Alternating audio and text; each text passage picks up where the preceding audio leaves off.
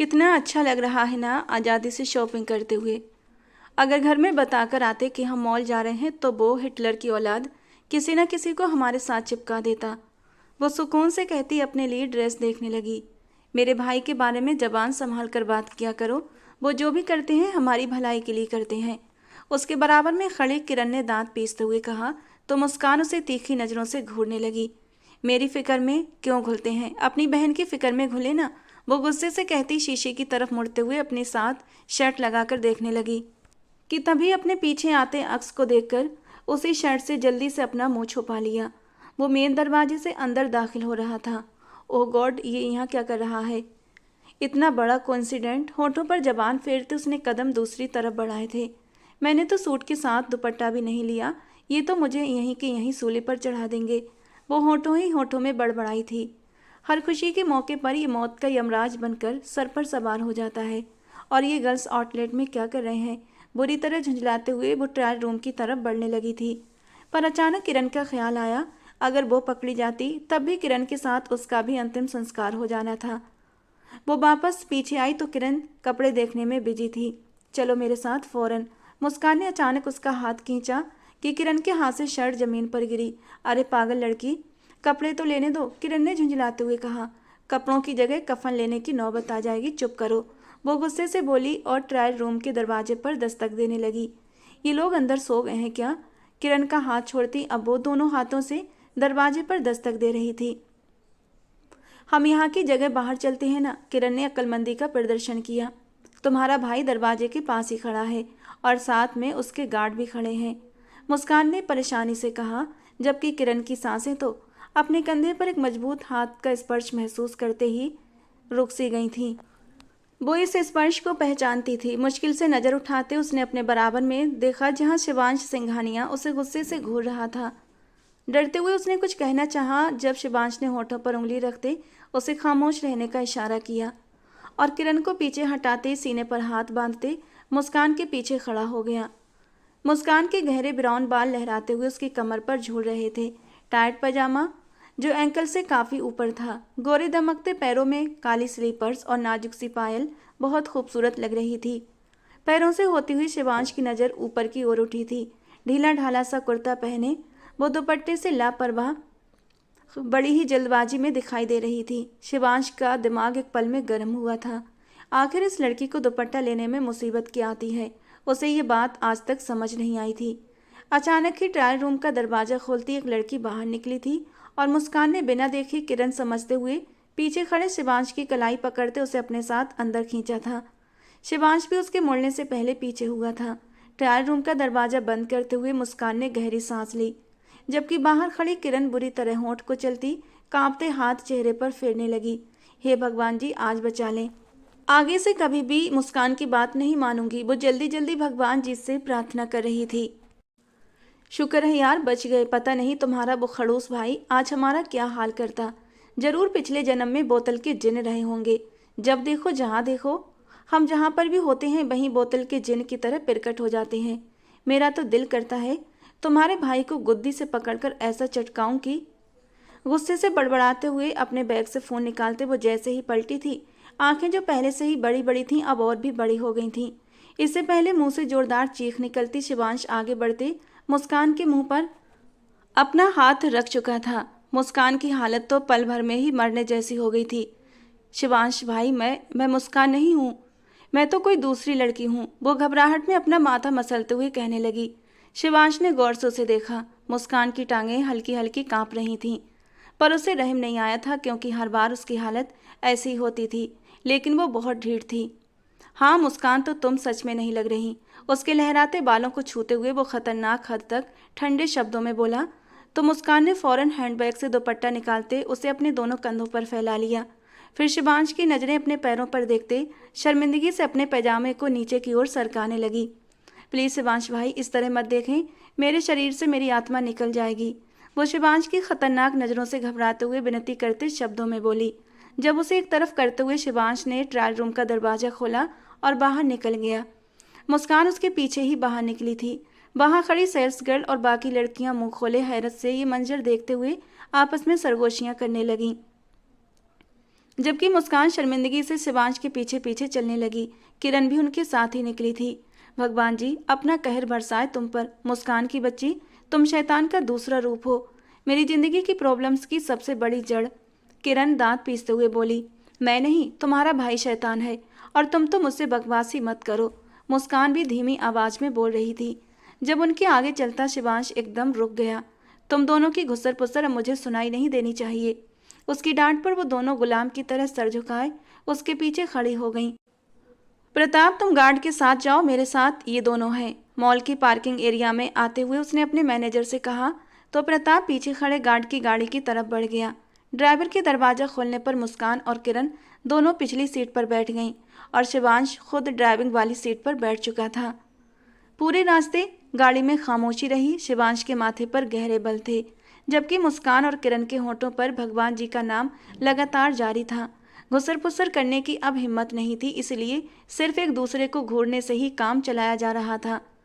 गाड़ी हवेली की जगह शिवांश सिंघानिया के ऑफिस के बाहर रुकी थी। हम यहाँ क्यों आए हैं? मुस्कान ने ऑफिस की बिल्डिंग देखकर चौंक कर किरण से पूछा। यहीं पर हमारा अंतिम संस्कार होगा। घर पर तो फिर भी मम्मा होती तो बचा लेती, यहाँ कौन बचाएगा? गाड़ी से उतरने के लिए तुम्हें इनविटेशन देना पड़ेगा क्या? शिवांश ने ऑफिस की तरफ बढ़ते हुए पलटकर उन दोनों को देखा था। वो दोनों अब तक गाड़ी में बैठी खिड़की से बाहर झांक रही थीं। शिवांश के तंज करने पर तेजी से गाड़ी से निकलती शिवांश के पीछे पीछे चलने लगी। ऑफिस की बिल्डिंग बहुत आलीशान थी। वो शिवांश के पीछे जहां से गुजरती लोग शिवांश को देखते ही खड़े हो जाते। शिवांश आगे बढ़ रहा था जब निगाह एक लड़के पर पड़ी। ऑफिस में काम करने वाले लड़के की नजरें उसके पीछे थीं। शिवांश के कदम एक पल को रुके। पलट कर देखा तो किरण ने बहुत ही सलीके से दुपट्टा लिया हुआ था, जबकि मुस्कान का दुपट्टा फिर से उसकी गर्दन से जाकर चिपक गया था। शिवांश के घूरने पर मुस्कान ने जल्दी से अपना दुपट्टा अपने दोनों कंधों पर फैला लिया। ये खड़ूस इस जमाने में पैदा क्यों हो गए? इन्हें तो आज से 100 साल पहले के जमाने में पैदा होना चाहिए था। मुस्कान गुस्से से सोचती हुई ऑफिस के अंदर दाखिल होते हुए शिवांश ने ऑफिस का दरवाजा बंद किया और सामने कॉच पर बैठकर एक टांग दूसरी टांग पर जमाते तेजी से हिलाने लगा। शर्ट के कफ खोलते आस्तीनें फोल्ड की। क्या करूं? बेहोश होने का नाटक करूं? मुस्कान परेशानी से बड़बड़ाई थी। किसके साथ मॉल गई थी? शिवांश की तरफ से पहला सवाल आया। अकेले। किरण ने होठों पर जबान फेरते कहा। Very good. किसकी परमिशन लेकर गई थी? सीने पर हाथ बांधते अगला सवाल आया। परमिशन? वो तो मुस्कान ने ले ली थी। किरण ने बॉल मुस्कान के कोर्ट में उछाल दी। जी मुस्कान मैडम बोलिए, किससे परमिशन लेकर गई थी? मुस्कान का नाम लेते खुद ब खुद उसके शब्दों में सख्ती उतर आई थी। वो आंटी जी से। मुस्कान ने फौरन कहा। आंटी जी से मॉल जाने की परमिशन ली थी? शिवांश ने अपना सवाल बदल दिया। मुस्कान ने नामे सर हिलाया। लाइब्रेरी जाने की ली थी। वो जैसे अपना जुर्म कबूल कर रही थी। ओके, तुम लोगों पर और अपना वक्त बर्बाद करना बेकार है। फ्री होने के बाद देखूंगा क्या करना है तुम दोनों का।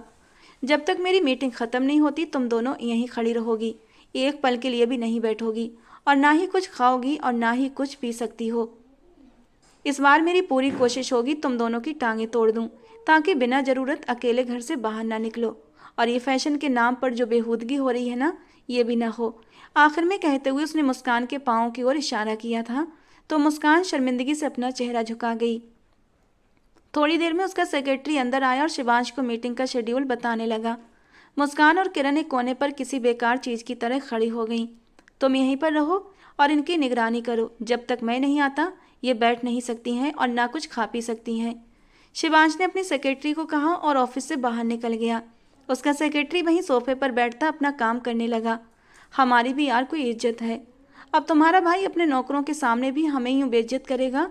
मुस्कान का बस नहीं चल रहा था कि वो क्या कर गुजरे, पर किरण ने सिर्फ घूरने पर बस किया। अब मुझसे और खड़ा नहीं हुआ जा रहा। किरण, मैं बैठने वाली हूँ। वैसे भी ये नौकर है, इसकी इतनी हिम्मत नहीं कि मुझे कुछ कहे। कहने के साथ ही वो सोफे पर बैठने लगी जब सेक्रेटरी ने पलटकर उसे देखा, और वो उतनी ही तेजी से वापस खड़ी हुई थी। किरण ने मुश्किल से अपनी हंसी दबाई थी। जानती थी सेक्रेटरी का डर नहीं था, शिवांश सिंघानिया के गुस्से से उसके पटाखा दोस्त की जान निकलती थी। 1 घंटे की लंबी मीटिंग के बाद शिवांश सिंघानिया वापस ऑफिस में दाखिल हुआ। 1 कप स्ट्रॉन्ग ब्लैक कॉफ़ी लेकर आओ, सेक्रेटरी को कहते हुए वो अपनी जगह पर बैठा। जब नज़र सर झुकाए खड़ी किरण और मुस्कान पर पड़ी। आगे आओ तुम दोनों, शिवांश ने गुस्से से कहा तो वो दोनों फौरन आगे आईं। मैं जानता हूँ ये बाहर अकेले बदमाश लड़कियों की तरह घूमने का प्लान यकीनन मुस्कान मैडम का था। पर किरण, तुम्हारे पर क्यों निकल रहे हैं? वो तो सदा की ही नालायक थी, तुम ही कुछ अपनी इज्जत का ख्याल करो, शिवांश ने किरण से कहा। तो मुस्कान के माथे पर बल पड़ा। अपनी बहनें सबको शरीफ लगती हैं। उसकी बड़बड़ाहट किरण के कानों तक पहुंची थी। क्या कहा तुमने? शिवांश ने गुस्से से पूछा। उसे मुस्कान के मुंह ही मुंह में बड़बड़ाने वाली आदत से सख्त नफरत थी। कुछ नहीं शिवांश भाई, आगे से ऐसा कुछ नहीं होगा, मुस्कान ने जल्दी से कहा। तो शिवांश ने उसे घूरा। मैं अब तुम्हें कुछ नहीं कहूँगा, बस मेरी बहन से दूर रहो। मैं नहीं चाहता ये तुम्हारे साथ रहकर तुम्हारे रंग में रंग जाए। शब्द काफ़ी कड़वे थे, पर मुस्कान पर उन शब्दों का असर नहीं हुआ था। शिवांश भाई, इजाज़त हो तो बैठ जाएं, टांगें दुख गई हैं। मुस्कान की जबान में फिर से खुजली हुई थी। ज़रूरत नहीं, मेरी एक और अर्जेंट मीटिंग आ गई है, देर लगेगी। ड्राइवर को बोल दिया है तुम दोनों को घर छोड़ देगा। अब जाओ यहाँ से। ये कहते हुए वो उठ गया था और वो दोनों ऑफिस से ऐसे भागी जैसे किसी जेल से छूटकर भागी हों। अरे यार, बस पकड़े गए थे। पता नहीं ये खड़ूस जल्लाद शिवांश हर जगह क्यों टपक पड़ता है। मुस्कान अपनी दोस्त से फ़ोन पर बात करने में बिजी थी जब उसकी दोस्त ने एक जोरदार कहकहा लगाया था। अच्छा छोड़ो शिवांश को, कभी मेरे साथ बाहर चलने का प्लान बनाओ, फिर तुम्हें अंदाज़ा होगा आज़ादी किसे कहते हैं, ज़िंदगी कितनी खूबसूरत है। मुस्कान की दोस्त के कहने पर मुस्कान का मुंह बिगड़ा। तुम जानती हो मुझे दोस्तों के साथ बाहर जाने की इजाज़त नहीं, और बगैर इजाज़त तो मैं किरण के साथ हिम्मत करके चली जाती हूँ, पर अकेले तो बिल्कुल भी नहीं जा सकती। मुस्कान ने साफ इनकार कर दिया। दूसरी तरफ कुछ पल के लिए खामोशी छा गई। तुम नाराज़ मत हो रिया, एक बार मेरी शादी सिद्धार्थ से हो जाए, उसने कहा है वो मुझ पर कोई पाबंदी नहीं लगाएगा। मुस्कान ने दूर से आते सिद्धार्थ को देखा और फ़ोन काट दिया। सिद्धार्थ उनका पड़ोसी था, कुछ ही घर छोड़कर सिद्धार्थ का घर था। बचपन की दोस्ती थी और धीरे धीरे प्यार में बदल गई थी। सिद्धार्थ ने ये बात अपनी माँ को बता रखी थी कि वो मुस्कान को पसंद करता है, उससे शादी करना चाहता है, लेकिन अभी तक ये बात बड़ों के बीच तय नहीं हुई थी। वो जो सिद्धार्थ के इंतजार में खड़ी थी, लेकिन उसे दादाजी के कमरे की ओर जाते देखकर मुंह बनाते हुए अंदर चली गई। शिवांश, मुझे तुमसे ज़रूरी बात करनी है। वो अपने लैपटॉप पर बिजी था जब नंदिनी जी कमरे में दाखिल हुई। जी मम्मा बैठें। शिवांश ने लैपटॉप बंद करते एक तरफ रखा। इस पूरी हवेली की बागडोर तुमने बहुत अच्छे से संभाल रखी है बेटा, और हमारे गांव की जिम्मेदारी भी तुमने अपने कंधों पर उठा रखी है। पूरा गांव तुम्हारे फैसलों से बहुत खुश है और तुम्हारा बिजनेस भी काफ़ी अच्छा चल रहा है, बल्कि जितना सोचा था उससे ज़्यादा कामयाबी हासिल कर चुके हो। नंदिनी जी की बात पर शिवांश ने नरमी से उनका हाथ थामा। आप कुछ भी कहने के लिए इतना सोच विचार क्यों कर रही हैं मामा? जो बात है साफ कहें। शिवांश के कहने पर नंदिनी जी ने गहरी सांस ली। मैं किरण की शादी करना चाहती हूँ। उनके कहने पर शिवांश ने समझते हुए सर हिलाया। बहुत अच्छी बात है, शिवांश ने खुशदिली से कहा। तुम्हारी मर्जी को देखते हुए हमने तुम्हारी कम उम्र में मंगनी नहीं की शिवांश, लेकिन अब तुम 28 साल के हो गए हो और मुझे किरण से पहले तुम्हारी शादी करनी है। मैं और इंतजार नहीं कर सकती। क्या तुम मेरी बात पर सीरियस हो? नंदिनी जी ने पूछा। जी सीरियस हूँ। शिवांश के कहने पर उन्होंने सुकून की सांस ली। तुम्हें कोई लड़की पसंद हो तो बता दो, वरना मैं 2-3 लड़कियां नज़र में रखी हैं, तुम्हें दिखा दूंगी, फिर तुम पसंद करके बता देना। नंदिनी जी ने खुशी से पूछा। मुझे एक हफ्ते का वक्त दे मम्मा, मेरी नज़र में एक लड़की है, लेकिन मैं एक बार अपने फैसले पर सोच विचार करना चाहता हूँ। ठीक है, 1 हफ्ते का मतलब 1 हफ्ता है शिवांश, वरना मैं अपनी मर्जी से तुम्हारा रिश्ता तय कर दूंगी। नंदिनी जी के कहने पर शिवांश ने मुस्कुराते हुए सर हिला दिया। नंदिनी जी उसके सर पर हाथ फेरते कमरे से निकल गईं, जबकि शिवांश बेड से टेक लगाकर बैठ गया। दोपहर का मंजर याद आया। मुस्कान बिना दुपट्टे के मॉल में घूम रही थी और उसके तन बदन में गुस्सा सा फैल गया था। शिवांश अपनी शॉल कंधे पर फैलाता खड़ा हुआ। मौसम हल्का हल्का ठंडा हो रहा था और वो ठंडी हवा खाने के इरादे से बाहर बालकनी में आते गहरी सांसें लेने लगा। वो किसी को पसंद नहीं करता था, पर उसकी नज़रों को मुस्कान भाती थी। उससे 6 साल छोटी थी। वो हर वो काम करती जिससे शिवांश सिंघानिया को चिढ़ थी, लेकिन फिर भी उसकी नज़रों को वो अच्छी लगती थी। अपनी हालत पर झुंझलाते कभी वो अपनी झुंझलाहट गुस्से की सूरत में मुस्कान पर निकालता था। मुस्कान एक अनाथ बच्ची थी, उसका इस दुनिया में कोई नहीं था। शिवांश के दादा सूरज भान एक अनाथ आश्रम चलाते थे। उनके अनाथ आश्रम में बहुत सारे अनाथ बच्चे पल रहे थे। उन्हीं में से एक मुस्कान भी थी। सिर्फ 6 महीने की थी जब उसे कोई अनाथ आश्रम के दरवाजे पर छोड़कर चला गया था और अनाथ मासूम बच्चों की तरह मुस्कान को भी अनाथ आश्रम में पनाह मिली। धीरे धीरे मुस्कान वहीं अनाथ आश्रम में पलने लगी और 2 साल की हो चुकी थी जब एक दिन 3 साल की किरण अपने दादा के साथ अनाथ आश्रम में आई थी। उसे वो सुनहरी आंखों वाली मुस्कान बहुत अच्छी लगी थी और किरण ने मुस्कान से दोस्ती कर ली। ये दोस्ती इतनी गहरी हुई कि अब किरण को मुस्कान के बिना चैन नहीं मिलता। वो रोज मुस्कान के लिए रोती और तब सूरज भांजी रोज किरण को अपने साथ अनाथ आश्रम में लाते थे और किरण मुस्कान के साथ पूरा पूरा दिन खेलती थी।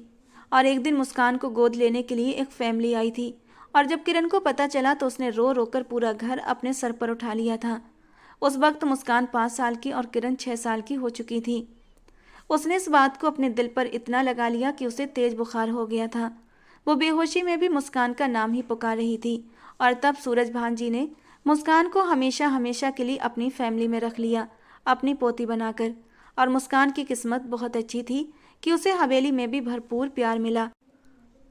अगर मैं मुस्कान से शादी कर लूँ तो उसके दिमाग में पहला और आखिरी ख्याल ही मुस्कान का आया था और फिर वो अपने सवाल पर खुद ही मुस्कुराने लगा। लेकिन उसकी हरकतें वो मुझे बहुत परेशान करती है। शिवांश ने बेचैनी से पहलू बदला लेकिन होंठ एक बार फिर मुस्कुराए थे। अगर सिर्फ मुझे परेशान करेगी तो अच्छी लगेगी। और रही बात संस्कारों की रहने की तो शादी के बाद हर लड़की का फैशन सिर्फ अपने पति तक सीमित हो जाता है। अगर वो मेरे सामने मॉडर्न ड्रेसिंग करती है तो मुझे कोई इशू नहीं। उसने जैसे खुद को समझाने की कोशिश की थी और फिर अंदर कमरे में आ गया। वो अभी अपने फैसले पर और गौर करने का इरादा रखता था। अगले दिन शिवांश ऑफिस से जल्दी फ्री हुआ जब गाड़ी मुस्कान की यूनिवर्सिटी के गेट की तरफ मोड़ दी। यूनिवर्सिटी के ग्राउंड में मुस्कान के डिपार्टमेंट के करीब गाड़ी रोकते वो गाड़ी से बाहर निकला था। सफ़ेद रंगत धूप की वजह से लाल होने लगी थी। आंखों पर लगे ब्राउन सनग्लासेस उसकी पर्सनालिटी पर 4 चांद लगा रहे थे। कुछ देर के बाद उसे मुस्कान डिपार्टमेंट से बाहर आती नजर आई। दुपट्टा वैसे ही लापरवाही से एक कंधे पर झूल रहा था।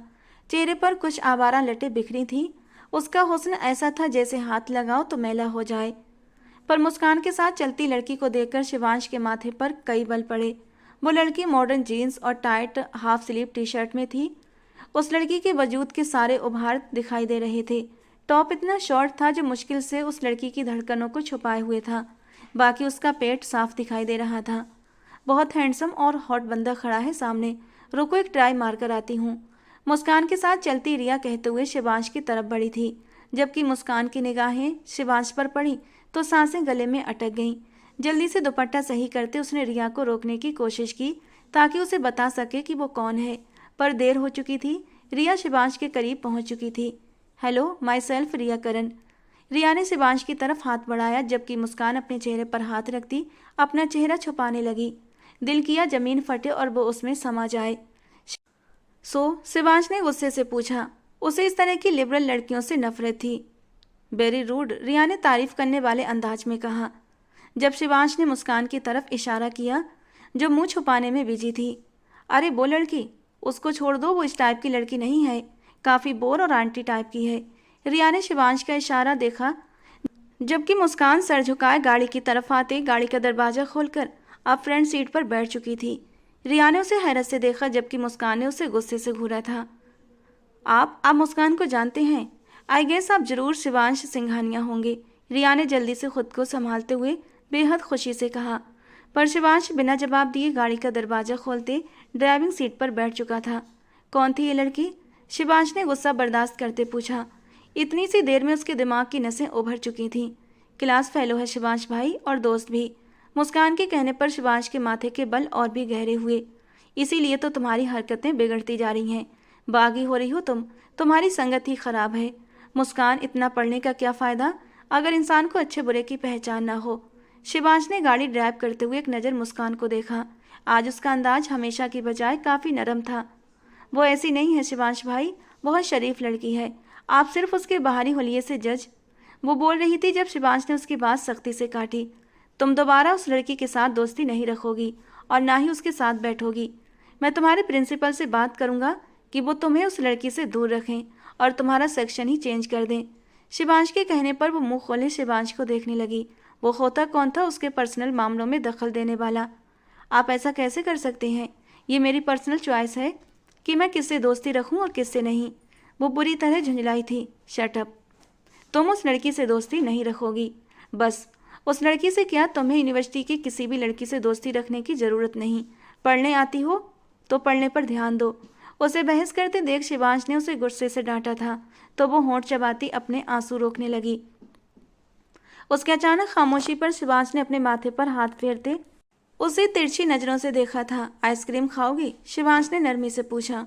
नहीं, मुस्कान ने रूखे से कहते चेहरा मोड़ लिया। लंच करें तुम्हारे पसंदीदा होटल में? शिवांश ने फिर पूछा। मुस्कान के इस बार इनकार पर शिवांश होंठ भींच कर रह गया। उस वक्त उसे ज़्यादा मनाना यानी उसे सही साबित करना था। वो घर लौटते ही गाड़ी से उतरती अंदर की तरफ भागी थी। अपने कमरे में जाते दरवाज़ा जोर से बंद किया। बेड पर औंधे मुंह गिरते, तकिए में मुंह छुपाते कई आंसू उसकी आंख से गिरे थे। रिया बिल्कुल ठीक कहती है कि ये लोग पढ़े लिखे होने के बावजूद भी जाहिल और दकियानूसी हैं। इनका बस नहीं चलता कि मेरी सांसों पर भी पहरा बिठा दें। मेरी ज़िंदगी मेरी मर्जी, मैं जो करूं। बालिग हूं, कौन होता है कोई मुझ पर पाबंदी लगाने वाला। वो गुस्से से बड़बड़ाई थी। न जाने रिया मेरे बारे में क्या सोच रही होगी। इस शिवांश बदतमीज ने तो मेरी नाक कटवा दी। जहर लगता है ये इंसान मुझे। न जाने इसकी बीवी का क्या हाल होगा, कैसे बर्दाश्त करेगी इसको। जाहिल गबार कहीं का। वो फिर से वापस चेहरा तकिए पर छुपा गई थी। कमरे में बैठी वो किताब पढ़ने में बिजी थी जब किरण खुशी से चहकती मुस्कान के कमरे में आई। तुम्हें पता है शालिनी आंटी आ रही हैं। सुनने में आया है कि सिद्धार्थ का रिश्ता लेकर आ रही हैं, किरण ने खुशी से कहा। तो मुस्कान का दिल जोर से धड़क उठा। होंठों पर एक शर्मीली सी मुस्कुराहट फैल गई। अच्छा, मुझे नहीं मालूम, मुस्कान ने निगाहें चुराते हुए कहा। मुस्कान, तुम्हें कुछ अंदाजा है कि शालिनी आंटी किसका रिश्ता ला रही हैं? किरण ने गुमसुम अंदाज में पूछा। नहीं किरण, मुझे कैसे पता होगा। मुस्कान के नाम में सर हिलाने पर किरण उसे तैयार होने का कहकर कमरे से निकल गई। मुस्कान ने खड़े होते कमरे का दरवाजा बंद किया और फ़ोन उठाते रिया को कॉल लगाई। कुछ घंटे के बाद कॉल उठा ली गई। हेलो रिया, आज शालिनी आंटी सिद्धार्थ के लिए मेरा रिश्ता ला रही हैं और मैं बहुत ज़्यादा खुश हूँ। यार, काश इस वक्त तुम मेरे पास होती। वो खुशी से गोल गोल घूमती बोली। उफ, तुम पागल हो मुस्कान, अपनी बर्बादी की खुशी मना रही हो। शादी के बाद तुम्हें पता चलेगा कि ज़िंदगी घरदारी में उलझ कर रह जाती है। इससे तो अच्छा था तुम यूनिवर्सिटी छोड़कर चूल्हा चौका देखती। रिया ने कहते कहते फ़ोन काट दिया जबकि मुस्कान हैरत से अपने फ़ोन को देखने लगी। फिर नज़रअंदाज करते हुए अपने लिए अच्छे से कपड़े निकालने लगी। वो आज बहुत ज़्यादा खुश थी। मामा, शालिनी आंटी क्यों आ रही हैं? किचन में नंदिनी जी को इतने सारे पकवान बनाते देखकर उसने आम से अंदाज में पूछा था। ये कैसा सवाल है किरण कि क्यों आ रही हैं? तुम्हारे दादाजी ने बुलाया है, उनका कोई बहुत ज़रूरी काम है, बस वही करने आ रही हैं। नंदिनी जी ने सलाद काटते हुए कहा और पतीले में चम्मच घुमाया। मामा, मैं तैयार हो जाती हूँ, किरण कहते हुए पलटने लगी जब नंदिनी जी की पुकार पर रुकी। किस खुशी में तैयार हो रही हो? वो हैरान हुई। ऐसे ही मामा, दिल कर रहा है, मुस्कुराकर कहती वो किचन से निकल गई। नंदिनी जी के होंठ मुस्कुराने लगे। सूरज भान जी ने नंदिनी जी को बताया था कि शालिनी अपने बेटे सिद्धार्थ आर्या के लिए रिश्ता लेकर आ रही थी। उनके दिमाग में पहला ख्याल किरण का ही आया था क्योंकि वो किरण की पसंद से अच्छी तरह परिचित थीं।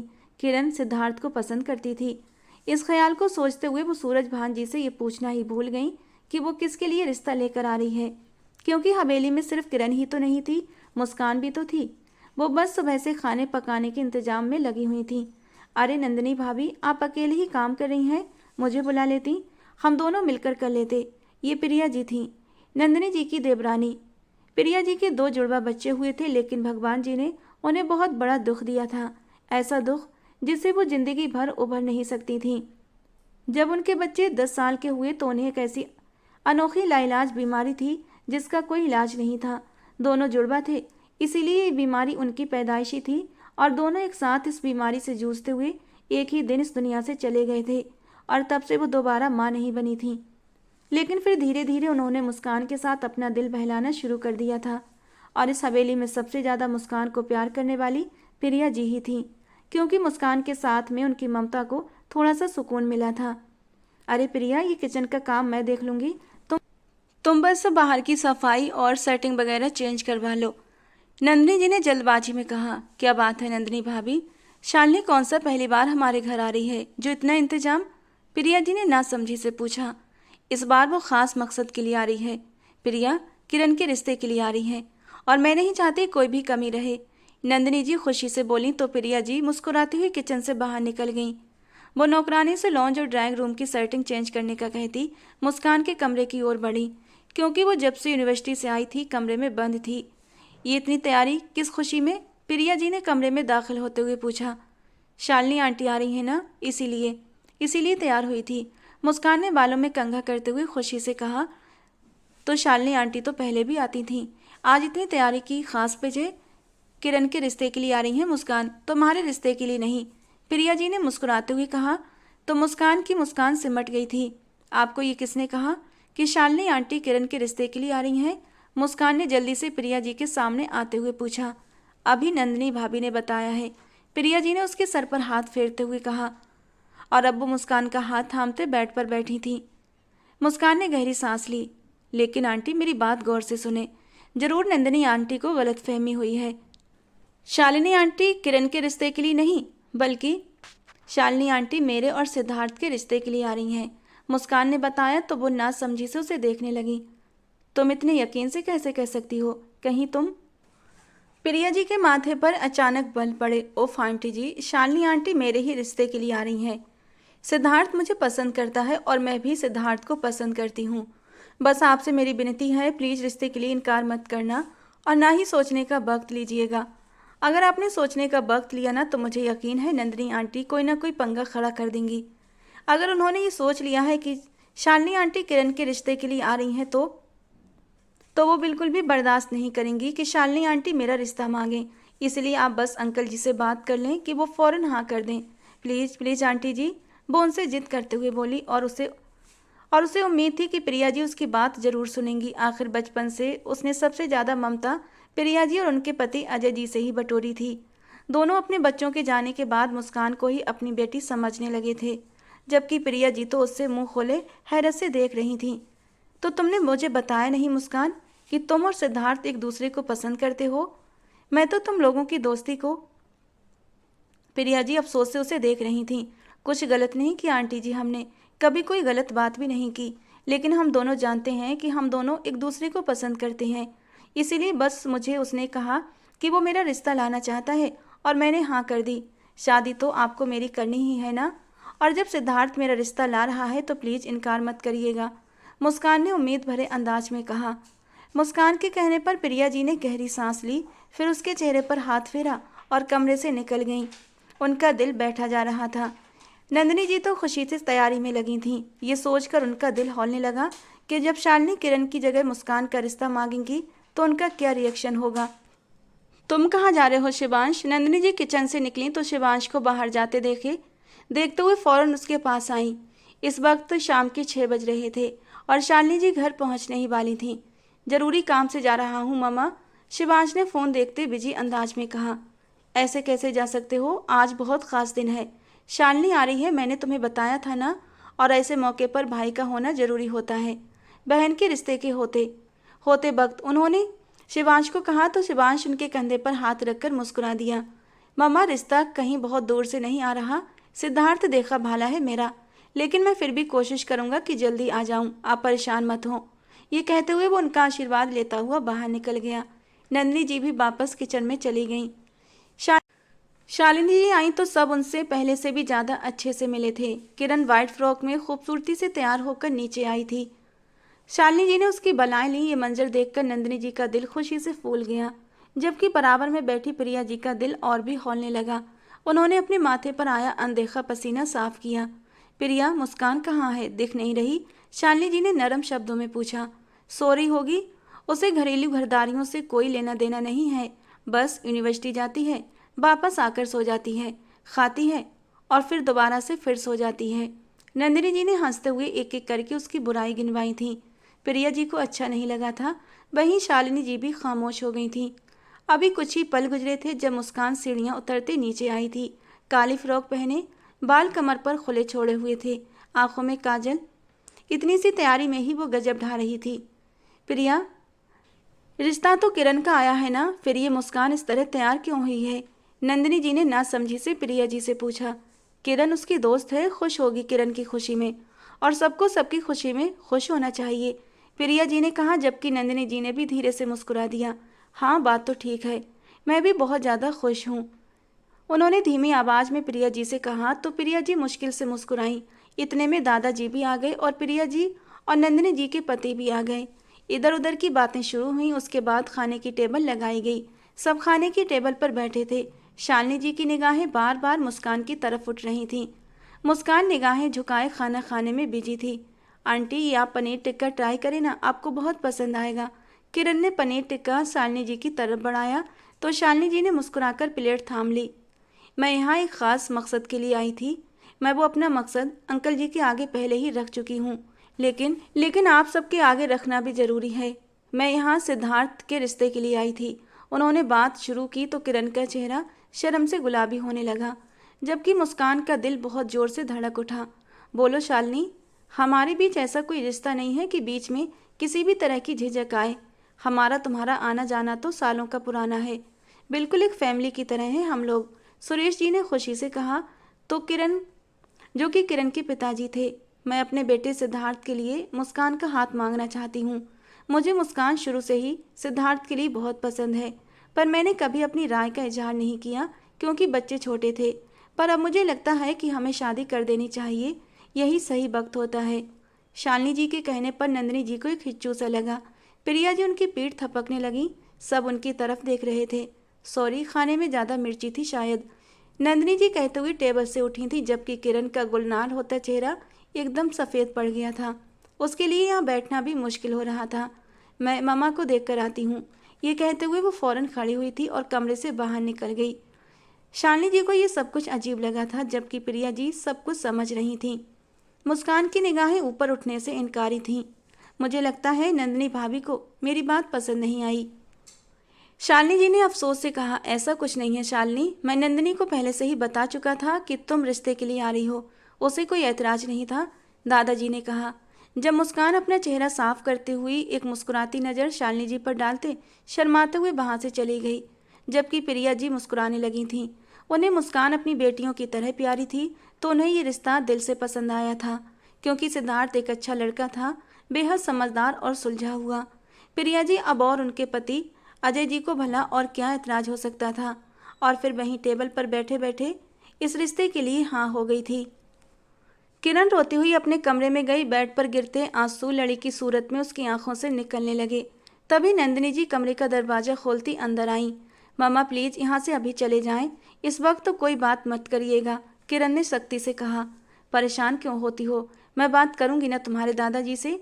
देखना, मुस्कान का रिश्ता सिद्धार्थ से नहीं होगा, सिद्धार्थ का रिश्ता तुमसे ही होगा। तुम इस घर की बड़ी हो, तुम इस घर की असल बेटी हो, वो मुस्कान नहीं। और इस हवेली में जो खुशियां होंगी उन पर सबसे पहला हक तुम्हारा होगा। तो इस रिश्ते पर हक पहले तुम्हारा है, ना कि उस मुस्कान का। मैं बात करूंगी पापा जी से, और अगर सिद्धार्थ का रिश्ता तुमसे नहीं हुआ तो मुस्कान से भी नहीं होगा, नंदिनी जी ने सख्ती से कहा। अच्छा, जैसे आप कहेंगे। और घर वाले मुस्कान के रिश्ते से इनकार कर देंगे। आपने देखा नहीं था आंटी कितनी मोहब्बत से उसे देख रही थीं, और मुस्कान, वो जानबूझकर तैयार होकर आई थी, कितना शर्मा रही थी। ऐसा लगता था कि उसे इस बात की पहले से खबर थी। वो जो मुस्कान में अपना सुकून ढूंढा करती थी, वो उसकी जान हुआ करती थी। आज मोहब्बत की बात आई तो वो उसे पराई लगने लगी थी, अपनी दुश्मन लगने लगी थी। मम्मा, कहीं ऐसा तो नहीं कि मुस्कान और सिद्धार्थ एक दूसरे को पसंद करते हैं? वरना आप खुद सोचिए, मैं मुस्कान से बड़ी हूँ, इस घर की बड़ी बेटी हूँ, तो पहला हक तो मेरा हुआ ना। लेकिन शालिनी आंटी ने मुस्कान का रिश्ता क्यों मांगा? वो एकदम से चौंक कर बोली थी। ऐसा कुछ भी नहीं है किरण, मैं कह रही हूँ सिद्धार्थ की शादी तुमसे ही होगी। मैं बात करूँगी शालिनी से, उसे तो सिर्फ इस हवेली से रिश्ता करना है ना, तो फिर क्या फ़र्क पड़ता है अगर तुमसे हो जाए। नंदिनी जी ने उसके चेहरे पर हाथ फेरते उसे पुचकारा था। मामा, मुझे कुछ नहीं पता, बस मेरा दिल बैठा जा रहा है। आप जानती हैं ना मैं सिद्धार्थ को कितना पसंद करती हूँ। मैंने आज तक उसके अलावा किसी और के बारे में नहीं सोचा, किरण ने भीगे शब्दों में कहा, और अपनी माँ के गले लगते रोने लगी। जबकि नंदिनी जी का दिमाग गुस्से से खौल रहा था। वो फैसला कर चुकी थी कि दादाजी से दो टूक बात करेंगी कि अगर सिद्धार्थ की शादी किरण से नहीं होती तो मुस्कान से भी नहीं होगी। अपनी बेटी का हक वो किसी अनाथ और पराई लड़की को नहीं लेने देंगी। आप पापा जी से बात करें सुरेश, आप बड़े हैं, पहला हक आपका है, आपकी बेटी का है। शालिनी ऐसे कैसे सिद्धार्थ का रिश्ता मांग सकती है? नंदिनी जी कमरे में जले पाँव की बिल्ली की तरह इधर उधर चक्कर काट रही थीं। तुम्हारा दिमाग खराब हो गया है, जबरदस्ती अपनी बेटी थोपोगी। उसकी मर्जी, वो जिसको चाहे अपनी बहू बनाए। तुम्हें गलत फहमी हुई थी, बात खत्म। सुरेश जी ने बात खत्म कर दी, जबकि नंदिनी जी का गुस्सा और बड़ा था। सुरेश, आपके पिताजी ने उस पराई लड़की को मेरी बेटी का हक देकर, इस घर की असल बेटी का हक देकर बिल्कुल भी अच्छा नहीं किया। जब जब शालिनी ने उनसे पहले ही बात कर रखी थी तो तुम्हारे पिताजी ने क्यों नहीं कहा कि पहला हक किरण का है? क्यों उन्होंने उस वक्त मना नहीं कर दिया? मेरी बेटी हर तरह से मुस्कान से बेहतर है। शर्म हया तो नाम के लिए भी नहीं है उस मुस्कान में। पता नहीं किसका खून होगी, फिर भी हमने उसे इस हवेली में रखा, उसकी परवरिश की, उसे पढ़ाया लिखाया, लेकिन इसके बावजूद भी उसमें लड़कियों वाला कोई गुण नहीं है। कहते हैं ना कि खून अपना असल रंग जरूर दिखाता है। क्या पता उसकी माँ कैसी होगी, उसका बाप कैसा होगा, और तभी वो ऐसी है। बस मैं कुछ नहीं जानती। आप पिताजी से बात करें। अगर किरण की शादी सिद्धार्थ से नहीं होगी तो फिर मुस्कान से भी नहीं होगी। सुरेश जी ने गुस्से से अपनी बीबी को देखा और कमरे से निकल गए। कुछ देर के बाद वो वापस कमरे में लौटे तो नंदिनी जी फौरन उनके पीछे आईं। बात की आपने पिताजी से? क्या कहा उन्होंने? उन्होंने जल्दबाजी में पूछा। नंदिनी, आपको गलतफहमी हुई थी। पापा जी ने आपको ये नहीं कहा था कि शालिनी किरण का रिश्ता ला रही है? ये सब कुछ तुमने खुद ही सोच लिया था। शालिनी का इरादा बहुत पहले से ही मुस्कान का रिश्ता लाने का था, क्योंकि सिद्धार्थ मुस्कान को पसंद करता है। ये रिश्ता शालिनी की मर्जी से ज़्यादा सिद्धार्थ की पसंद से हो रहा है। अब तुम मुझे बताओ क्या करोगी? बस इसीलिए बहस मत करो। किरण के लिए रिश्तों की कमी नहीं है। मैं देख लूँगा अपनी बेटी के लिए सिद्धार्थ से भी अच्छा रिश्ता। और हाँ, किसी भी चीज़ में कोई बुराई निकालने की या किसी पर तंज करने की ज़रूरत नहीं। हर जगह रंग में भंग डालने वाली आदत तुम्हारी बहुत बुरी है। और तुमने मेरे सामने तो मुस्कान पर उंगली उठा दी। पापा जी के सामने मुस्कान पर उंगली बिल्कुल भी मत उठाना। उन्हें बिल्कुल भी पसंद नहीं आएगा, क्योंकि उन्होंने कभी भी मुस्कान और किरण में फ़र्क नहीं किया, सुरेश जी ने गुस्से से कहा था। जबकि नंदिनी जी भीगी आंखों से कमरे से निकल गई थीं। बाहर मिठाई के टोकरे रखे हुए थे। उनका दिल बुरी तरह जल रहा था जब उन्होंने फ़ोन कान से लगाए बाहर आते हुए मुस्कान को देखा। इन जैसी तेज लड़कियों को भी खूब आता है लड़कों को अपने पीछे नचाना, और एक मेरी मासूम बेटी है, अपनी मोहब्बत दिल में ही दबा कर रह गई, नंदिनी जी ने गुस्से से सोचा। शिवांश सिंघानिया की गाड़ी घर के अंदर दाखिल हुई थी। वो गाड़ी से बाहर निकला था जब उसकी निगाह लॉन में गोल गोल घूमती मुस्कान पर पड़ी थी। वो अपनी बाहें हवा में फैलाए गोल गोल घूम रही थी, बहुत ज़्यादा खुश लग रही थी। उस टाइम लॉन में अंधेरा था, लेकिन शिवांश को उसका वजूद चमकता हुआ महसूस हुआ। वो धीरे धीरे चलता मुस्कान की तरफ आया था और दिल के हाथों मजबूर होते अचानक मुस्कान की कलाई पकड़ ली। मुस्कान जो गोल गोल घूमने में बिजी थी, हड़बड़ाकर रुकी। शिवांश को देखते ही चेहरे की सारी खुशी एक पल में फीकी पड़ी थी। शिवांश भी होश में लौटा था। यूं अपने आप को गिराना उसे गवारा नहीं था, इसलिए गला साफ करता माथे पर एक बनावटी बल डाला था। इतनी रात को लॉन में क्या करी हो? पीछे कमर पर हाथ बांधे हुए शिवांश ने पूछा। गर्मी लग रही थी इसलिए बाहर आ गई, मुस्कान ने नजरें झुकाए कहा। क्यों, तुम्हारे कमरे का एसी काम नहीं कर रहा? शिवांश ने अचंभे से पूछा। मुझे फ्रेश हवा चाहिए थी, मैं अब वापस अंदर जा रही हूँ। ये कहते हुए मुस्कान अंदर भागने लगी जब शिवांश ने दोबारा से उसकी कलाई पकड़ी थी। इस बार कलाई छुड़ाने के चक्कर में वो उसके करीब हुई थी। शिवांश भाई, घबराहट में उसके मुंह से निकला। तुम बाहर बैठ सकती हो, लेकिन सावधानी किया करो। यहाँ काफ़ी मर्द नौकर होते हैं, तुम्हें इस तरह कोई भी देख सकता है और इससे तुम्हारी इज्जत खराब हो सकती है। और वही लड़की अच्छी होती है जिसे अपनी इज्जत की परवाह होती है, जो अपनी इज्जत को गैर मर्दों से छुपा कर रखती है। शिवांश ने उसकी कलाई छोड़ दी और उसके चेहरे पर आते बालों को उसके कान के पीछे कर दिया। मुस्कान का दिल जोर से धड़का था। वो आंखें फैलाए शिवांश को देख रही थी, जबकि शिवांश मुस्कुराते हुए अंदर की तरफ बढ़ गया था। आज वो फैसला करके लौटा था कि आज वो अपनी माँ को मुस्कान के बारे में बता देगा। मुस्कान में ऐसी कोई कमी नहीं थी कि उसे रिजेक्ट किया जाता, बस अकल की और तमीज़ की थोड़ी सी कमी थी, जो शिवांश सिंघानिया उसे अपनी मोहब्बत से सिखा देता। खुद को समझता क्या है? ये क्यों हर जगह भूत की तरह टपक पड़ता है? भगवान जी, जल्दी से मेरी शादी हो जाए, इससे मेरी जान छूटे। काश इतनी हिम्मत होती कि इसकी अकल ठिकाने लगा सकती। हे भगवान जी, इसको ऐसी पत्नी मिले जो ये गैरत के किस्से पढ़ता रहता है ना। इसकी नाक हमेशा ऊंची रहती है, ये नाक ही कट जाए, किसी मामले में टांग अड़ाने के काबिल ही ना रहे। वो खुद से कहती हुई लॉन में बने झूले पर बैठ गई थी। शिवांश अंदर दाखिल हुआ तो नंदिनी जी मिठाई के डिब्बे समेट रही थीं, साथ में गुस्से से बड़बड़ा रही थीं। शिवांश आगे बढ़ा, नंदिनी जी के हाथ से मिठाई का डिब्बा लेते गुलाब जामुन उठाया। कॉन्ग्रेचुलेशन मम्मा, लगता है रिश्ता पक्का हो गया, शिवांश ने खुशी से कहा और गुलाब जामुन मुंह में रख लिया। हाँ, रिश्ता पक्का हो गया है, लेकिन किरण और सिद्धार्थ का नहीं, बल्कि मुस्कान और सिद्धार्थ का, उन्होंने गुस्से से कहा, जबकि शिवांश को एक जोरदार फंदा लगा। नंदिनी जी उसका कंधा थपकने लगी। तुम ठीक हो शिवांश? नंदिनी जी ने परेशानी से पूछा, जबकि वो उन्हें नासमझी से देखने लगा। मेरा भी बिल्कुल ऐसा ही रिएक्शन था शिवांश, जब मुझे पता चला तुम्हारी बहन के लिए नहीं बल्कि उस लड़की के लिए शालिनी रिश्ता लेकर आई है। मुझे तो बर्दाश्त नहीं हो रहा, बहुत गुस्सा आ रहा है। घर के अंदर रहते हुए उस लड़की ने क्या गुल खिलाए हैं। दोनों के बीच आशिकी चल रही थी। नंदिनी जी ने गुस्से से जहर उगला, जबकि शिवांश पत्थर बना अपनी माँ को देखता रहा। फिर अचानक पलटा, अपने कमरे की तरफ बढ़ गया। कमरे का दरवाजा बंद करते उसने जोर से दरवाजे पर लात मारी। माथा बुरी तरह मसला। मुस्कान और सिद्धार्थ उसके मुंह से निकला। दिल में बुरी तरह चुभन हुई। काफी देर तक कॉच पर बैठे वो जमीन को घूरता रहा, फिर गहरी सांस लेते अपने चेहरे पर हाथ फेरा। वो मुस्कान को पसंद करता था, पर पसंद कब इश्क में बदल गई थी उसका अंदाजा उसे अब हुआ था। लेकिन अब कुछ नहीं हो सकता था, शायद किस्मत को यही मंजूर था। ये कहते हुए मुस्कान का ख्याल अपने दिमाग से झटकने लगा, लेकिन ये उसकी गलतफहमी थी। नया नया मोहब्बत का कोंपल था जो उसके दिल में फूटा था, अभी तो और फैला हुआ मजबूत वृक्ष बनने वाला था। अगले दिन ही नंदिनी जी शालिनी जी के घर गई थी। उन्होंने शालिनी के सामने अपनी नाराजगी जाहिर की थी और कहा था कि उन्होंने किरण को नज़रअंदाज करके मुस्कान को अहमियत दी है, जिस पर शालिनी जी ने उनसे माफ़ी मांगी थी और उन्हें बताया कि सिद्धार्थ मुस्कान को पसंद करता है और ये अब से नहीं बल्कि बचपन से ही वो उसको पसंद करता है। वो बहुत पहले से जानती थी, मगर सिद्धार्थ पसंद ना करता तो किरण ही उनके घर की बहू बनती, लेकिन वो सिद्धार्थ को इनकार नहीं कर सकती थी।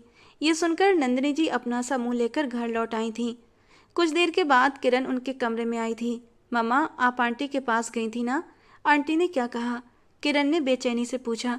कुछ नहीं, इनकार कर दिया। उसका कहना है कि सिद्धार्थ मोहब्बत करता है और इस मामले में वो बेबस है। कितनी चालबाज है ना, कि हमारी नाक के नीचे ही इस लड़की ने सिद्धार्थ को फंसा लिया। नंदिनी जी अभी भी गुस्से में थी। उन सब में मुस्कान की कोई गलती नहीं मम्मा, उसको थोड़ी मालूम था कि मैं सिद्धार्थ को पसंद करती हूँ। पर मामा, मेरे दिमाग में ख्याल है, आप चाहें तो। किरण ने कहते कहते अपनी बात अधूरी छोड़ दी। नंदिनी जी ने उसको सवालिया निगाहों से देखा। मामा, आप शिवांश भाई की शादी करना चाहती हैं ना? और दादाजी के साथ इस घर के सभी लोग सबसे ज़्यादा अहमियत शिवांश भाई को देते हैं। अगर आप शिवांश भाई के लिए मुस्कान का रिश्ता मांग लें तो मुझे यकीन है सिद्धार्थ पर शिवांश भाई को ही अहमियत दी जाएगी। दादाजी कभी भी इनकार नहीं करेंगे, क्योंकि वो मुस्कान से बहुत प्यार करते हैं और ये तो उनके लिए बहुत फ़ायदे की बात रहेगी कि मुस्कान हमेशा के लिए उनके सामने रहेगी इसी हवेली में। और जब दादाजी मान जाएंगे तो कोई भी इनकार नहीं कर सकेगा। किरण के कहने पर नंदिनी जी का मुंह हैरत से खुला का खुला रह गया। तुम चाहती हो कि मैं उस अनाथ लड़की को अपने घर की बहू बना लूं, जिसकी न माँ का पता है न बाप का, पता नहीं किसका गंदा खून है, सिर्फ इसलिए कि तुम्हारी शादी सिद्धार्थ से हो जाए और मैं अपने बेटे की ज़िंदगी बर्बाद कर दूं? नंदिनी जी ने गुस्से से कहा। मम्मा, आप ऐसा क्यों सोचती हैं? मुस्कान का असल खून क्या है, ख़ानदान क्या है, हमें नहीं पता, लेकिन वो हमारे घर पर रहकर पली बड़ी है और शादी के बाद उसकी वो बिगड़ी दोस्तें छूट जाएंगी तो आप यकीन करें वो बहुत अच्छी लड़की है, दिल की बहुत साफ और बहुत अच्छी। किरण ने अपनी माँ को समझाना चाहा, जो नंदिनी जी काफ़ी हद तक समझ भी गई थीं। पहले मैं शिवान से बात करूंगी, वो शायद किसी लड़की को पसंद करता है, वो क्या कहता है उसके बाद ही जवाब दूंगी। नंदिनी जी के कहने पर किरण खामोश हो गई। शाम को शिवांश के लौटते ही नंदिनी जी फौरन चाय लेकर उसके कमरे में गई। शिवांश, तो तुमने क्या सोचा रिश्ते के बारे में? जिस लड़की को तुम पसंद करते हो वो कौन है बता दो, ताकि मैं उसके घर रिश्ता लेकर जा सकूं। नंदिनी जी ने कहा तो शिवांश ने गहरी सांस ली।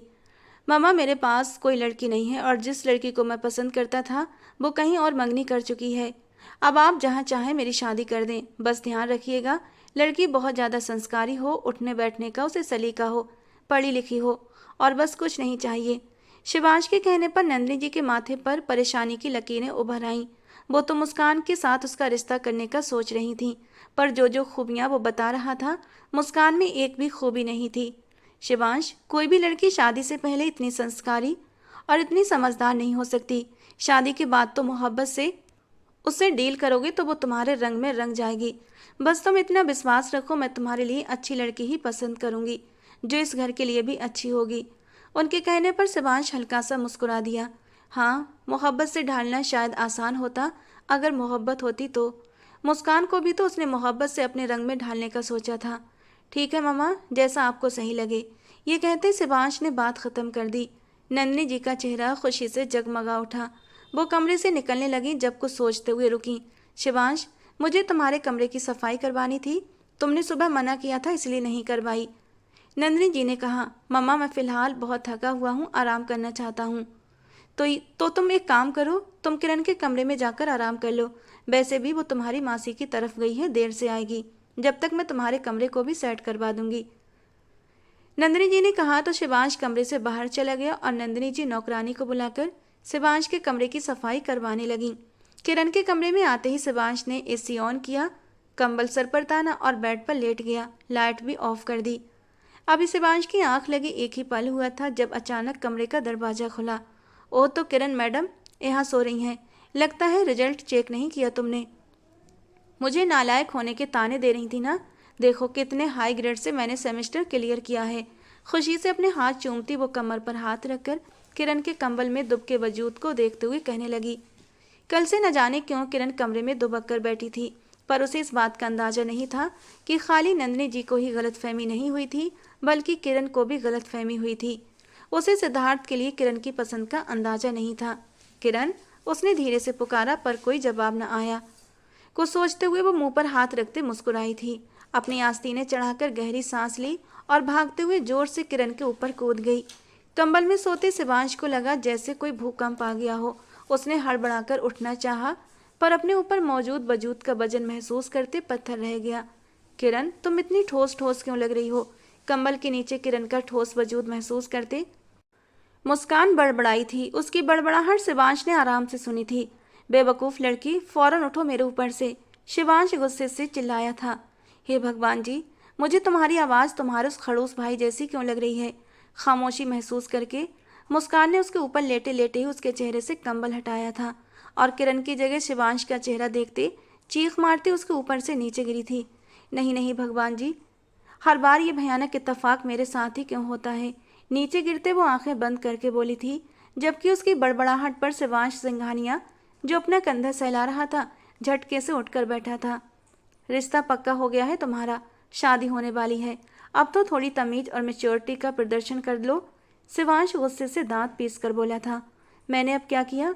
वो मुंह बनाते हुए बोली। तुम्हारे अंदर अकल नाम की चीज़ है? शिवांश ने गुस्से से पूछा। मुस्कान, जो अपनी कोहनी मसल रही थी, शर्मिंदगी से शिवांश को देखने लगी। मैं समझी थी किरण है। खड़े होते हुए उसने निगाहें झुकाकर कहा, किरण भी थी तो तुम इस तरह उस पर कूदोगी? वो बेचारी तो हड्डी पसली एक हो जाएगी उसकी। जरा अपने भारी भरकम वजूद को देखो और उस नाजुक सी किरण को देखो। शिवांश ने उसके भरे भरे वजूद पर तंज कसा था। शादी होने वाली है, अब तो अकल के नाखून ले लो।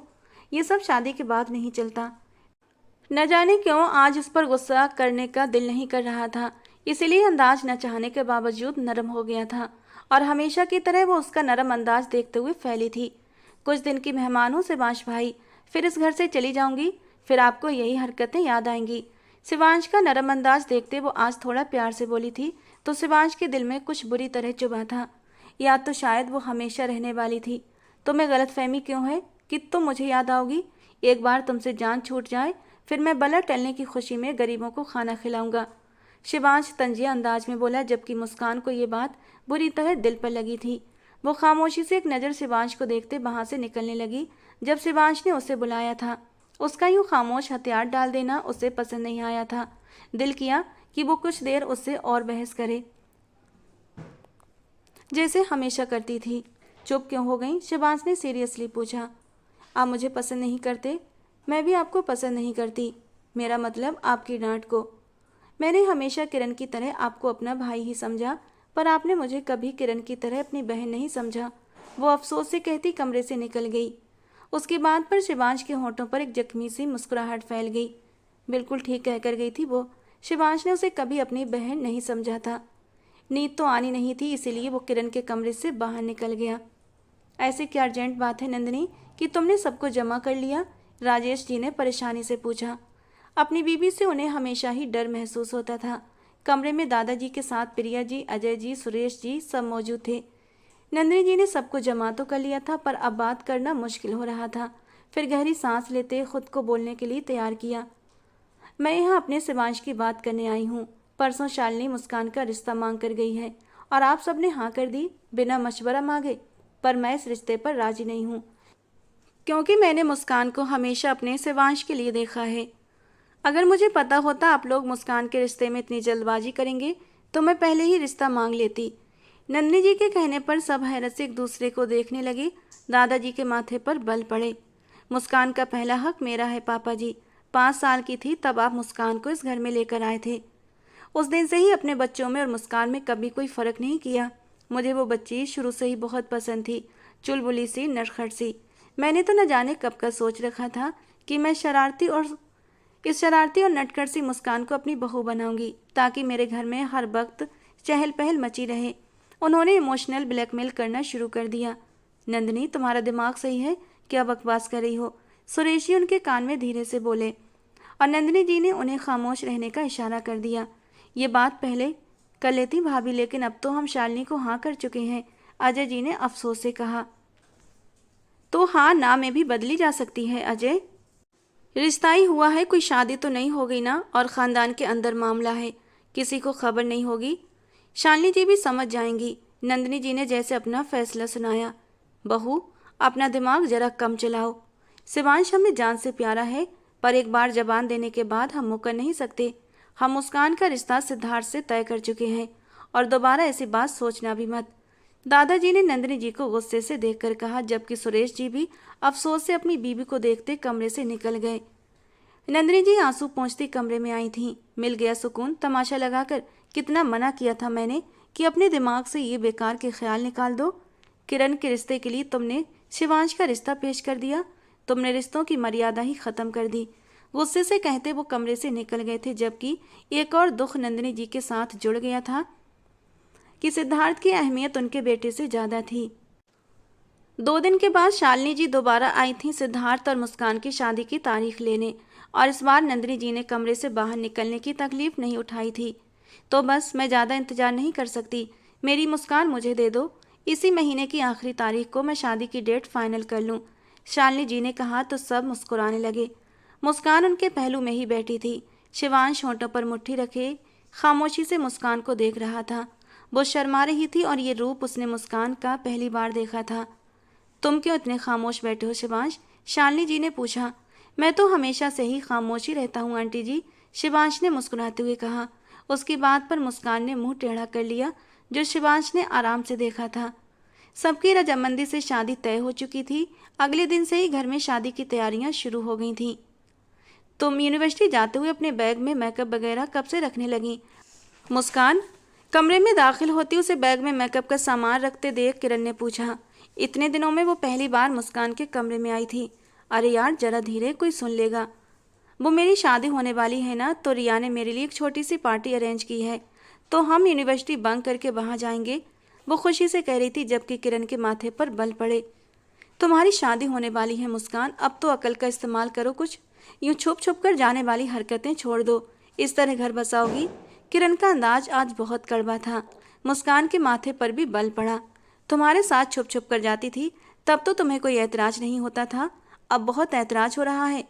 मुस्कान के पूछने पर किरण ने गहरी सांस ली। मेरे साथ की बात और है, मैं तुम्हारी दोस्त ही नहीं बल्कि तुम्हारी बहन भी हूँ। कभी बहन से कम नहीं समझा। और वो रिया, वो तो मेरे समझ में नहीं आती। तुमने उस बिगड़ी अमीरजादी से दोस्ती क्यों रखी है? न खुद कभी आबाद होगी, न तुम्हें होने देगी। किरण गुस्से से बोली। तो मुस्कान ने बैग बेड पर फेंका। आखिर तुम लोगों के साथ प्रॉब्लम क्या है? तुम्हारा वो भाई मेरे सर पर कम है जो अब तुम भी सवार हो गई? उसने बहुत ही बदतमीजी से कहा था। मेरे भाई के बारे में तमीज से बात करो। वो गलत है कि तुम जैसी बदतमीज और जाहिल लड़की के पीछे परेशान होते हैं। किरण ने भी गुस्से से कहा था। आजकल उसे मुस्कान जहर से ज़्यादा बुरी लग रही थी। ओह, तो मैं जाहिल हूँ तो क्यों तुम अपना मतलब निकलवाने के लिए मुझ जैसी जाहिल के पास आती थी। और मेहरबानी करो, न खुद को परेशान करो और अपने भाई से भी कहो कि वो भी मेरे पीछे परेशान न हो। मेरी जिंदगी है और मेरी मर्जी, जैसे चाहे गुजारूंगी। अपना बैग उठाते किरण को कहते वो कमरे से निकलने लगी कि दरवाजे पर कदम रोककर पलटी। किरण उसे ही देख रही थी। तुम्हें शौक होगा किरण, सबसे इजाजत मांगकर कहीं जाने का। तुम गुजारो अपनी जिंदगी गाय बैल की तरह, एक खूंटे से बंधकर, दूसरों के इशारे पर चलकर। मुझे कल भी जिंदगी आज़ाद पसंद थी और आगे भी मैं आज़ादी ही रहूंगी। वो बदतमीजी से बोली थी। किरण ने होंठ भींचे। मुझे फिक्र तुम्हारी नहीं, सिद्धार्थ की हो रही है, जिसकी शादी तुम जैसी लड़की से हो रही है। किरण के जहर उगलने पर मुस्कान ने कहा लगाया। ओ गॉड, मालूम हो गया है कि तुम्हारी दिलचस्पी थी उसमें, पर अब उसकी फिक्र करना बंद कर दो। उसकी फिक्र करने के लिए मैं हूँ। अब समझ आया इतनी बकवास तुम किस जलन में कर रही थी। मुस्कुराते हुए अफसोस का इजहार करती वो कमरे से निकल गई, जबकि किरण वहीं बैठकर चेहरा हाथों में छुपा गई। नंदिनी जी जो कमरे के बाहर से गुजर रही थी, किरण की सिसकियां सुनकर रुकी थीं। मुस्कान के कमरे में किरण को देखकर वो हैरत से अंदर आईं। किरण, तुम यहाँ हो और रो रही हो? नंदिनी जी ने परेशानी से पूछा। उनके पीछे ही शिवांश भी कमरे में दाखिल हुआ था। मम्मा, मुझे मेरी सिद्धार्थ से मोहब्बत का ताना देकर गई है। किरण रोते हुए माँ के सीने से लग गई। उसकी निगाह पीछे खड़े शिवांश पर नहीं पड़ी थी। तुम उसके कमरे में क्यों आई थी? नंदिनी जी ने गुस्से से पूछा। बस मैं बाहर से गुजर रही थी। वो अपने बैग में कुछ मेकअप का सामान रख रही थी। मैंने पूछा तो कहने लगी कि यूनिवर्सिटी बंक करके अपने दोस्तों के साथ पार्टी करने जा रही है। मैंने तो उसे मना किया था, क्योंकि उसकी दोस्त हद से ज़्यादा बिगड़ी हुई है। उसने नंदिनी जी को कहते पीछे खड़े शिवांश को देखा था। शिवांश के माथे पर गहरे बल पड़े थे। उसकी आवारगी मैं आज ही बंद करवाऊंगी। आज ही तुम्हारे दादाजी से बात करूंगी कि जितने दिन इस घर में इज्जत से गुजारना है गुजार ले, फिर चाहे तो अपना मुंह काला करती फिरे। आखिर को खून का असर तो दिखाएगी ही। उसकी बदमाशियों की वजह से लोग मेरी बेटी पर उंगलियां उठाएंगे। नंदिनी जी गुस्से से कहती खड़ी हुई थी। शिवांश उन्हें रोकने उनके पीछे गया था। इत्तफाक से शालिनी जी और प्रिया जी भी वहां मौजूद थीं। नंदिनी जी के होठों पर एक शातिराना मुस्कुराहट आई। एक तीर से दो निशान। उन्होंने शालिनी जी के सामने दादाजी को भी मुस्कान की हरकतें बताईं। प्रिया जी का चेहरा लाल हुआ था। दिल किया कि मुस्कान सामने हो तो उसे करारा थप्पड़ दें, जबकि शालिनी जी के माथे पर भी बल पड़े थे। आप समझाएं उसे, अच्छी और शरीफ लड़कियां ऐसे नहीं करती। इस तरह तो वो शादी के बाद भी अपनी मनमानी करेगी। शालिनी जी ने फिक्रमंदी से कहा था। तो प्रिया जी शर्मिंदगी से हाथ मसलने लगी, क्योंकि ज़्यादा उंगलियां उन्हीं की तरफ उठने वाली थीं, क्योंकि सबसे ज़्यादा मुस्कान की परवरिश में प्रिया जी का हाथ था। उन्होंने अफसोस की नज़र नंदिनी जी पर डाली थी। कल तक मुस्कान पर अपना हक जता रही थी और आज उसके खिलाफ जहर उगल रही थी, क्योंकि उनका मतलब पूरा नहीं हुआ था। शिवांश, तुम मुस्कान को लेकर आओ, मैं खुद उससे बात करूंगा, दादाजी ने फिक्रमंदी से कहा। शिवांश ने घड़ी में वक्त देखा। आज उसकी एक जरूरी मीटिंग थी। उसके पास 1 मिनट की भी फुर्सत नहीं थी। ठीक है दादाजी, मैं जाता हूँ, कहता हुआ वो बाहर निकला था। शिवांश की गाड़ी बाहर निकलते आगे पीछे गार्ड की गाड़ियां भी निकली थीं। क्या हुआ, गाड़ी क्यों रोक दी? पानी की बोतल मुंह तक ले जाते झटका लगने पर मुस्कान ने पूछा। उसकी दोस्त ने झटके से गाड़ी रोकी थी। ये तो वही है ना जो उस दिन तुम्हें लेने आया था? रिया के पूछने पर मुस्कान ने बाहर देखा और फिर जब गाड़ी का दरवाजा खोले खड़े शिवांश को देखा तो पानी की बोतल एक पल के लिए उसके हाथों में लरच गई थी। भगवान जी, फिर से, उसने थूक निगलते कहा। फौरन रिया की गाड़ी के डैशबोर्ड पर रखा टिश्यू बॉक्स से टिश्यू पेपर उठाया और अपने होठों से लिपस्टिक साफ की। ये क्या कर रही हो तुम? रिया ने हैरत से पूछा। चुप करो यार, मुस्कान अपनी लिपस्टिक साफ करते हुए जल्दबाजी में बोली और फिर आंखों से काजल साफ करने लगी। सीरियसली मुस्कान, तुम इस आदमी से इतना डरती हो कि अपना मेकअप साफ कर रही हो? ये है कौन तुम्हारा? ओ गॉड, इंसान को इतना डरपोक नहीं होना चाहिए। मुझे तो हैरत हो रही है कि इतनी पढ़ी लिखी हो। तुम्हारे घर में सब इतने पढ़े लिखे हैं, तो फिर इतने दकियानूसी ख्याल क्यों? बस हैं तो क्या करूं? मेरी बदकिस्मती जो मैं इन लोगों में जाकर फंस गई हूं, पर मैं लड़ नहीं सकती इन लोगों से। ये कहते हुए मुस्कान ने गालों से ब्लश भी साफ किया था। तुम्हें अपने हक के लिए लड़ना चाहिए मुस्कान। अगर आज नहीं लड़ोगी ना तो शादी के बाद भी दब कर रहोगी, रिया ने गुस्से से कहा। मुस्कान ने उसकी बात को नज़रअंदाज किया। चेहरे पर आए बालों की लटों को कान के पीछे करते वो गाड़ी से नीचे उतरते उतरते धीरे कदमों से शिवांश की गाड़ी तक आई थी। रिया गाड़ी में बैठी माथे पर बल डाले ये मंजर देख रही थी। पानी की खाली बोतल जो डैशबोर्ड पर पड़ी थी वो लड़खड़ाकर नीचे गिरी थी। रिया गुस्से से मुट्ठियां भींच गईं। हेलो शिवांश भाई, आप? मुस्कान ने होठों पर जबान फेरते कहा। शिवांश ने उसे जवाब देने की बजाय गाड़ी में बैठने का इशारा किया।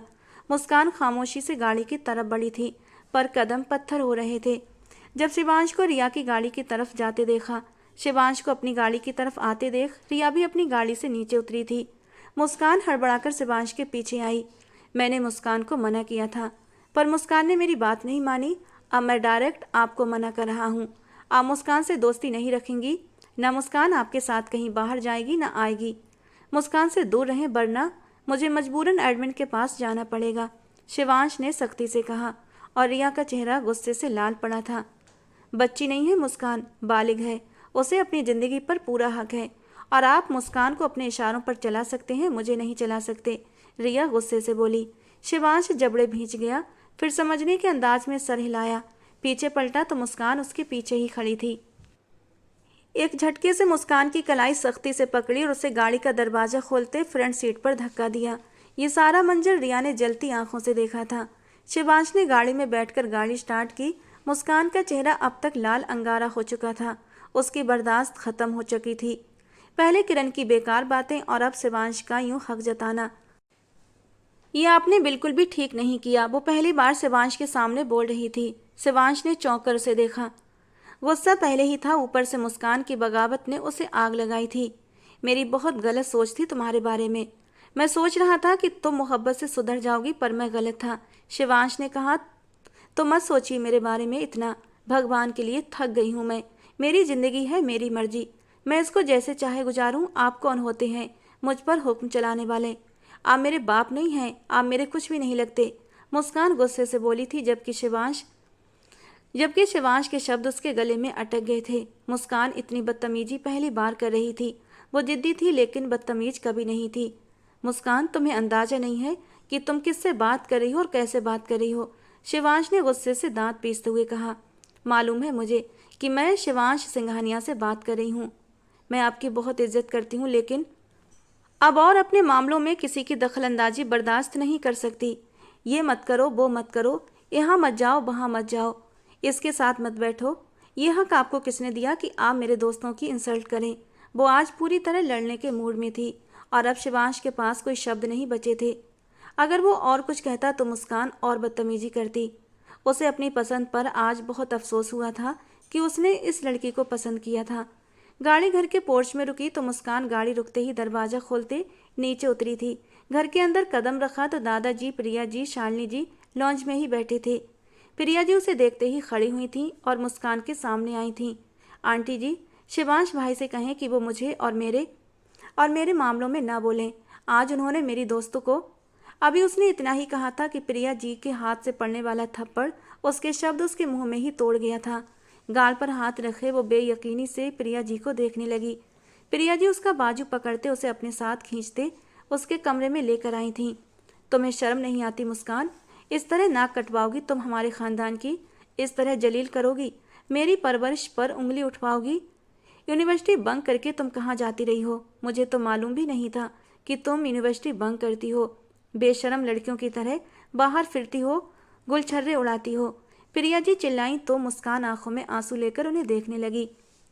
आप भी किरण और शिवांश भाई की जबान बोलने लगी? जहर उगलने के लिए क्या नंदिनी आंटी की जबान काफ़ी नहीं थी? मुझे ये सब समझ में नहीं आ रहा। अगर मैं बाहर चली भी गई तो ऐसी कौन सी कयामत आ गई? ज़माना बदल चुका है। ये मॉडर्न वर्ल्ड है, जहाँ चूल्हा चौका करने वाली घरेलू औरतों की ज़िंदगी से बाहर निकलेंगी तो आपको मालूम होगा कि दुनिया किस कदर हसीन है, मुस्कान बोली तो प्रिया जी उसे देखती रह गईं। मुस्कान, मैंने तुम्हारी परवरिश इतनी आज़ाद तो नहीं की थी। ये बात पूछते हुए प्रिया जी की आंखों में आंसू आ गए थे। उन्हें अपनी वो 10 साल की बच्ची याद आई जो किस तरह सर झुकाकर अपनी माँ की सारी बातें मानती थी, और उन्होंने अपनी बेटी की परछाई मुस्कान में ढूंढने की कोशिश की थी और उसी तरीके से मुस्कान की भी परवरिश की थी। लेकिन मुस्कान अलग निकली थी। मुस्कान ने गहरी सांस ली, अपने आंसू साफ करते प्रिया जी के सामने खड़ी हुई, उनके हाथों को थामा। आज़ादी बुरी चीज़ नहीं है आंटी जी, आज़ादी हर किसी का हक है और इसमें कोई बुराई नहीं। वो दौर गया जब औरतों को जानवरों की तरह घर में बंद करके रखा जाता था। अब और ज़माना है कि औरतें मर्दों से कंधा मिलाकर चल सकें, लेकिन हमारे घर के मर्द ये कबूल नहीं कर रहे। सबके दिमाग आज से 100 साल पहले की ज़िंदगी जी रहे हैं। अभी मुस्कान ने इतना ही कहा था जब प्रिया जी ने उसके मुंह पर एक और थप्पड़ मारा। अपनी बकवास बंद करो मुस्कान, मैं एक शब्द और नहीं सुनूंगी। जो लड़कियां तुम्हारी जैसी बागी हो जाती हैं ना, फिर उनकी लाशें मिलती हैं लुटी पिटी, किसी दरिंदगी का निशाना बन जाती हैं। और जितना मॉडर्न जमाना हो चुका है ना, उतना ही खतरनाक हो चुका है। पहले का दौर था फिर भी ठीक था। आजकल के तुम्हारे मॉडर्न वर्ल्ड में ही ज़रूरत है कि लड़की अपने आप को सबसे बचा कर रखे। अफसोस हो रहा है मुझे कि मैंने तुम्हारी परवरिश की। नंदिनी भाभी बिल्कुल ठीक कहती हैं कि मैं तुम्हारी परवरिश अच्छे से नहीं कर पाई। किरण तुमसे 1000 दर्जे अच्छी है, अपनी हदें जानती है। नंदिनी जी ये कहते हुए पलटी थीं। दरवाजे पर खड़ी शालिनी जी, जो कब से मुस्कान की तेज जबान देख रही थीं, बहुत कुछ सोचने पर मजबूर हो गई थीं। प्रिया जी के पलटते ही वो भी पलट गई थीं और रुकने की बजाय सीधा अपने घर की तरफ चली गई थीं। उन्हें सिद्धार्थ से बात करने की ज़रूरत थी। सिद्धार्थ को अपनी पसंद पर सोच विचार करने की ज़रूरत थी। दोस्तों, इस नॉवल का सेकंड पार्ट कल अपलोड किया जाएगा। नॉवल का अब तक का ये पार्ट आपको कैसा लगा, अपनी राय ज़रूर देना। और इस नॉवल के कितने पार्ट होने चाहिए ये भी कमेंट बॉक्स में ज़रूर बताना। तो मिलते हैं दोस्तों इस नॉवल के अगले पार्ट के साथ।